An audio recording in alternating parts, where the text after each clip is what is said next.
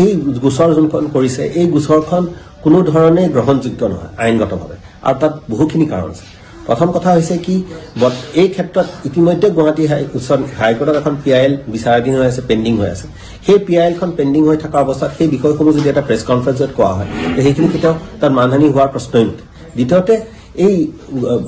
বিষয়সমূহ সত্যৰ ভিতৰত ভিত্তি তেওঁলোকেও সেইটো নাকচ কৰা নাই যে মাটিখিনি তেওঁলোকৰ কাষেৰে যাব